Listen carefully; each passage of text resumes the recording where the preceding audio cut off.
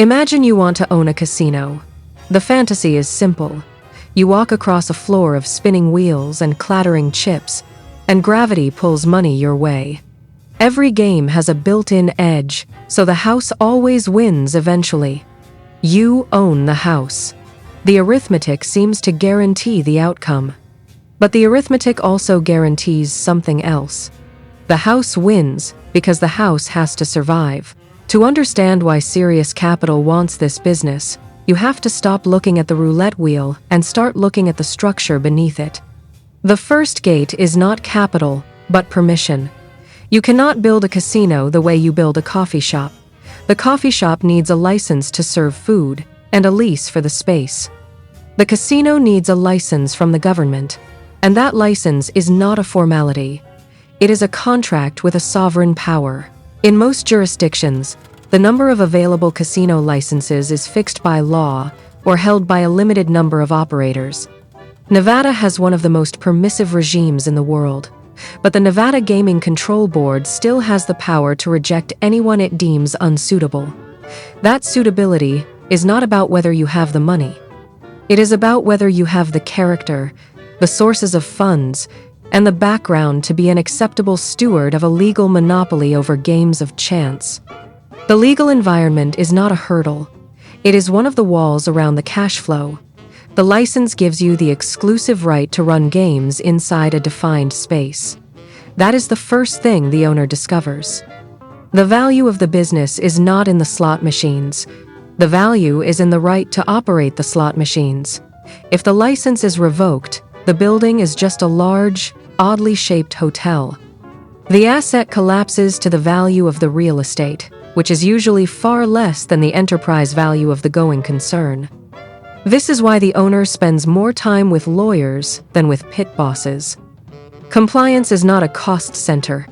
It is the cost of keeping the wall intact. Inside the wall, the owner learns where the revenue truly lives. The games are the engine, but they are not the destination. The house edge on a slot machine might be 5%, and on a game of blackjack it might be less than 1%. But the edge is meaningless without volume. Revenue is not the edge. Revenue is the edge multiplied by the total amount wagered, which is a number the industry calls the drop. The drop is the total cash and chips exchanged at the tables or fed into the slots. The hold is the percentage the casino keeps. If the hold is 5% and the drop is $100 million, the casino earns $5 million in gross gaming revenue. The business is not about winning. It is about processing bets at scale. The owner then faces the cost side, and this is where the fantasy breaks. The cost that matters most is not the salary of the dealer or the maintenance of the slot machines. The cost that matters most is the cost of real estate and marketing. The casino floor is a factory of attention, and it must be filled every day. The hotel rooms, the restaurants, the shows, and the free drinks are not amenities. They are marketing expenses designed to increase the drop. The customer is not a gambler. The customer is a source of throughput, and the cost to acquire that throughput is the most dangerous line on the income statement. The owner must pay for the building, the lighting, the security, the surveillance systems, and the debt service on the construction. A casino is not a light manufacturing business. It is a capital-intensive real estate project attached to a regulated gambling business. The payback period is measured in years, and the debt service is fixed. If the drop falls by 10%, the gross revenue falls by 10%, but the mortgage payment does not change. The fixed costs are the real killer, because they do not shrink when the floor empties. The owner sees that the business is not about the edge. It is about the utilization of the floor. This leads to the key metric. The owner watches a number called the win per unit. On a slot machine, it is the daily theoretical win divided by the number of machines. On a table game, it is the hold per table per hour. But the true central metric is the volume of the drop. A casino with high volume can survive a low hold. A casino with low volume cannot survive a high hold. The margin is the product of volume and hold, but volume is the lever. The owner is not a gambling expert. The owner is a volume operator who gambles on the law of large numbers. The law guarantees the house edge, but only over time. Over a single night, the law does not guarantee anything. Over a month, the variance smooths out. Over a year, the variance is tamed. The owner is selling time. Scale changes the business entirely. A small casino is a high-risk venture. It has one location, one market, and one set of customer flows. A small owner is buying a job that carries unlimited downside. The regulator can shut it down. A local recession can cut the drop in half. A competitor can open across the street and split the market. The large owner, however, is buying a system of diversified properties. The large owner can spread the regulatory risk, the economic risk, and the geographic risk across jurisdictions. The large owner can also absorb the cost of a data-driven loyalty program that tracks every bet and every drink, which allows the operator to optimize the comp structure and maximize the return on marketing spend. The small owner cannot afford the data team. The large owner cannot afford to ignore it. The law shapes the economics through the licensing regime, but also through the tax structure. Casino revenue is heavily taxed.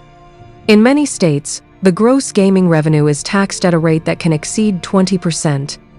That tax comes off the top before the owner pays a single operating expense. The owner is a tax collector for the state. The state wants the casino to succeed because it generates revenue without raising income taxes, but the state also wants to restrict the number of casinos to keep the existing ones profitable. This is the bargain. The state grants a limited license, takes a percentage of the gross, and imposes strict compliance rules. In return, the owner gets a protected market. The risk that can destroy the asset is not the gambler who wins $1 million. The system can absorb that. The risk is the regulatory investigation, or the scandal that brings negative attention. When the state attorney general announces a probe into money laundering at the casino, the stock price drops, the customers stay away, and the license becomes vulnerable. This is the existential risk. The owner is not betting against the gambler. The owner is betting that the political environment will remain stable and the regulatory body will not find a reason to revoke the charter. The asset is valuable because it is protected by a scarce legal right. The risk is that the legal right can be taken away. Serious capital wants to own a casino because the cash flow is durable and predictable once the drop reaches a certain scale. The demand for gambling is not highly elastic. It is driven by human psychology, tourism, and entertainment spending. In a downturn, the casino suffers, but it does not collapse unless the downturn is severe. The owner also benefits from the float. Chips are an interest-free loan from the customer. The cash in the cage is working capital that sits on the balance sheet. The owner can invest that cash or use it to pay down debt. The asset also has hard real estate value. The land and the building can be financed with low-cost debt and can appreciate over time. The owner is not just buying a business. The owner is buying a strategic piece of physical infrastructure in a city that depends on tourism. The owner also buys the contracts. The casino has agreements with the hotel brand, the restaurant operators, the entertainers, and the suppliers of the slot machines. The slot manufacturers are not passive. They are partners who share the revenue or lease the machines. The owner is managing a web of contracts that determine the margin on every dollar of drop. The contracts are the invisible architecture of the income statement. The owner cannot change the house edge without renegotiating the lease on the machines. The owner cannot raise the price of the buffet without considering the impact on the drop. The owner is a manager of contracts, not a manager of luck. The final thing the owner discovers is that the business is not about the game. The game is just the product that allows the legal structure to exist. The true asset is the barrier to entry created by the law and the capital required to build the physical plant. A new competitor cannot simply open a casino because the law forbids it. The owner controls a bottleneck in the entertainment economy. The owner is not a gambler. The owner is a landlord of chance, a tax collector for the state, a custodian of a license that is more valuable than the building itself. The floor is the factory, the chips are the currency, and the law is the foundation. But the foundation can shift. The government can change the tax rate. The government can issue more licenses. The public mood can turn against gambling. The owner knows this and accepts it. The owner also accepts that the business has a dark vulnerability. The customers are not rational. They are chasing a feeling. The business is built on a product that can cause harm, and that harm invites political scrutiny. Every crisis in the casino industry is a crisis of reputation.